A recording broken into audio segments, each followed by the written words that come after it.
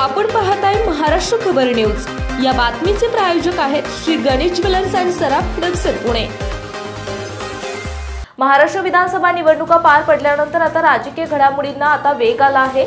मंत्रिपदाची माळ गळ्यात पडावी यासाठी लॉबिंग सुरू आहे, तर दुसरीकडे राज्याचे नेतृत्व कोण करणार यावरून आता खल सुरू झाला आहे। राष्ट्रवादीने या पेचामध्ये न पडण्याच्या अगोदरच धोरण ठरवले असले तरी एकनाथ शिंदे यांची शिवसेना हा सामना सहजासहजी हातचा जाऊ देऊ इच्छित नसल्याचं पडद्यामागील घडामोडींवरून समोर येत आहे।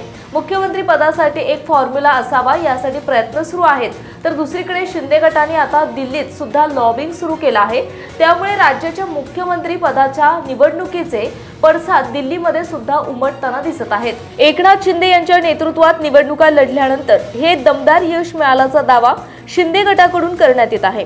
या यशामुळे एकनाथ शिंदे यांच्या शिवसेनेच्या नेत्यांना मुख्यमंत्री पदाची अपेक्षा लागली आहे, तर भाजपला 130 पेक्षा अधिक जागा मिळाल्याने मुख्यमंत्री हा भाजपचाच व्हावा अशी भाजपच्या नेत्यांची अपेक्षा आहे। त्यामुळे समुपचाराने दोन्ही पक्षांच्या नेत्यांना समजावून सांगून मार्ग काढण्याचा भाजप श्रेष्ठींचा प्रयत्न आहे। वाटाघाटी करून महाराष्ट्रातील राजकीय पेचातून मार्ग काढला जाईल अशी माहिती भाजपमधील वरिष्ठ नेत्यांनी दिली आहे।